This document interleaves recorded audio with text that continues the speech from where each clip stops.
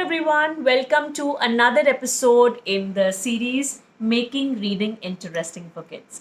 Now आज हम इस जर्नी पे बहुत आखिरी मोड़ पे आने वाले हैं, मतलब आ चुके हैं, क्योंकि हमने स्टार्टिंग की थी एपिसोड 1 में, जहाँ पे हम बात कर रहे थे कि रीडिंग बच्चे को आती है कि नहीं और उसको कैसे असेस करें और उसको कैसे एड्रेस करें. ओके एंड आज हम बात करने वाले हैं रीडिंग ख़त्म भी हो गई है हमारी आफ्टर रीडिंग, जो हमने पिछले बार बात करी थी. और आज हम बात करने वाले हैं रिवॉर्ड सिस्टम के बारे में. अगर आपका रूटीन रीडिंग का बहुत बढ़िया चल रहा हो, इंटरेस्टिंग चल रहा हो, बच्चा रेगुलरली अपने ट्रैकर्स को हिट कर रहा है, क्रॉस कर रहा है, सारे काम टाइम पे कर रहा है और फाइनली आपको वो शो कर रहा है कि मैं रीड कर रहा हूँ with a lot of interest, with a lot of love, and आपको वो दिखाई दे रहा है, then what, how to promote that, how to affirm that, वो कैसे करें, जो कि बहुत इंपॉर्टेंट है. हम कितनी बार कितना काम करते रहे, पर अगर हमें अप्रिसिएशन नहीं मिलता, वी फील डीमोटिवेटेड और हम उस काम को नहीं करना चाहते after a point of time. Okay, so अपने बच्चे के साथ इस इशू को कैसे टैकल करें, आज हम वो बात करेंगे. राइट, सो मैं आपको 6 वेज बताऊंगी जिससे कि आप रिवॉर्ड्स बच्चे को दे सकते हैं. और ये रिवॉर्ड्स नॉर्मल रिवॉर्ड्स नहीं है कि बोल दिया कि हाँ गुड, बहुत अच्छा कर रहे हो, very nice, I am so happy with your progress. They are specific rewards which are very meaningful in your journey of learning and making reading interesting. Okay, they are linked to your reading. Okay, so let's take up the first one without wasting time. The number one is praise, but praise, not general praise. This praise is a very specific praise which you will give, and you will write a letter. After every book the kid finishes, आपको एक letter लिखना है to the kid and tell them 5 things which you are proud of, which the kid did really well. Okay, negative नहीं, only positive. Positive praise. And next book में जो उनके negatives हैं, आप अपने आप उनको ध्यान रखो, आप उनको बताते जाओ, बोलो मत कि ये नेगेटिव है, बट आप करके बताओ जो सही करना का तरीका होता है, बच्चा उसे फॉलो करने लगेगा. ओके, सो पॉजिटिव प्रेजेस क्या हो सकते हैं? The accent the kid use, ये बहुत अच्छा किया, आपने कितने कॉन्फिडेंस के साथ बुक को रीड करा, आई लव द वे जो आपने ये वाला वर्ड बोला, right down specific word. Okay, right down the way they put up their expressions, कहाँ पे एक्सप्रेशंस बहुत अच्छे थे. ओके, कहाँ पे उनका understanding and display of understanding बहुत अच्छा था. बहुत स्पेसिफिक होके आप ये पॉइंट्स लिख सकते हो. And imagine the kid has around 50+ letters in 1 year जो आपने उसे प्रेज करके लिखे हैं. This is like a treasure for the kid. वो अपने पास उन लेटर्स को स्टोर करके रख सकता है, उन ईमेल्स को स्टोर करके रख सकता है जो आपने अप्रिसिएशन के लिए उस बच्चे को लिखे हैं. Okay, and in the process आप लोगों का बॉन्ड भी बहुत स्ट्रांग होएगा. So this is number 1. Number 2, with praise आपको देने हैं पॉइंट्स. ओके, पॉइंट्स क्या लीड करेंगे? देखो, प्रेज जो होता है वो इमोशनल हाई करता है बच्चे को, बट उसको एक मटीरियल हाई भी होना बहुत इंपॉर्टेंट है.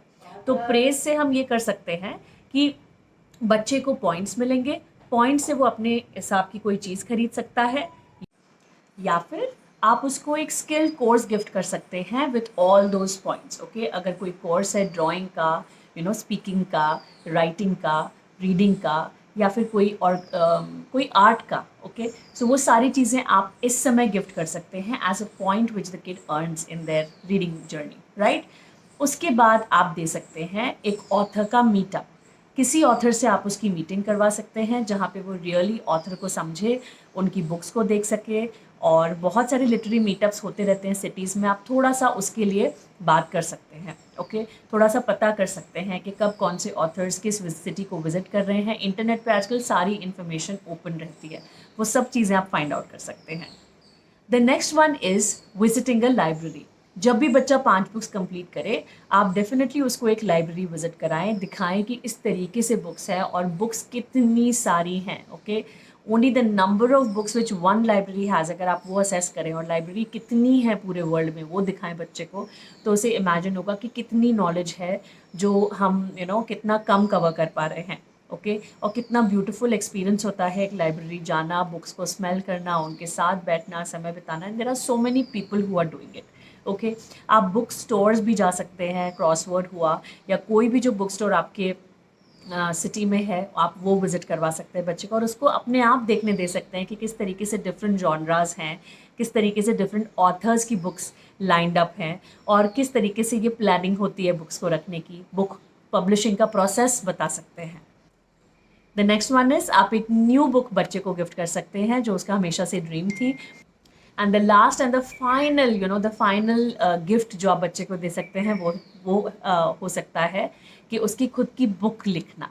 ओके आप उसे स्टोरी राइटिंग सिखा सकते हैं एंड एज एन ऑथर वो अपनी खुद की बुक लिख सकता है और उसे क्रिएट कर सकता है माइक्रोसॉफ्ट पावरपॉइंट पे एंड स्टोरी वीवर या ऐसी बहुत सारी वेबसाइट्स हैं जहाँ पे आप कोशिश करके उसकी बुक को पब्लिश करा सकते हैं। Okay the child can themselves become a an author और इस जर्नी में वो अकेला नहीं है, आपको उसे पूरी तरीके से सपोर्ट करना है और उसे हेल्प करना है। Even if it is a small story आप उसे एक पेपर पे प्रिंट करा के एज एन ऑथर उसका नाम लिख के उसे रेडी करके दे सकते हैं। So these were the 5-6 praises or 5-6 reward systems which you can try at your home with your kid. बताइएगा आपको इसमें से बहुत अच्छा कौन सा लगा, कौन से पे आप वर्क करना शुरू करेंगे, ऐसा कोई है जो आपको डुएबल नहीं लग रहा है या जिसमें आपको ज़्यादा मेहनत करनी पड़ेगी, वो भी मुझे लिख के बताएं। Okay so I shall see you in my next video which is about upgrading. Okay इतना कुछ हमने कर लिया, अब इसके बाद क्या। जो पेरेंट्स ये स्टेज बहुत जल्दी पहुंचने वाले हैं वो ये ज़रूर पूछेंगे कि अब हम क्या करें, नेक्स्ट लेवल क्या है। ओके सो उस नेक्स्ट लेवल के बारे में मैं अपने 9th एपिसोड में बात करूंगी। Then take care of your self and if you love today's video do not forget to subscribe and share it with people who you think will benefit from this. Thank you so much.